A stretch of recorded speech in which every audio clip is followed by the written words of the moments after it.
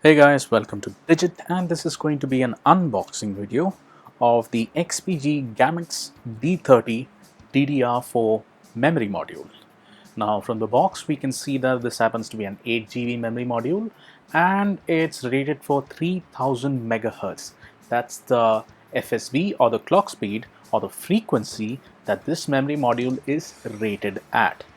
Underneath that, you also see the longer form of the same. It says PC4 24000 as basically a different notation for writing the 3000 megahertz clock speed that we see on the front. Flipping it around, we see that it has a small window over here to look at the memory module on the inside. Over here we just have certain stickers regarding the price and all those things. And if you want more details regarding the memory module, there's a little QR code over here which they ask you to scan so that you can figure out exactly what you're going and getting for. Now let's get into the unboxing part. Here we see the module itself. It comes enclosed in a little plastic packaging. We've taken the top packaging off and here's the module itself. On each of the memory modules that you get to buy in the market, you'll find a similar sticker.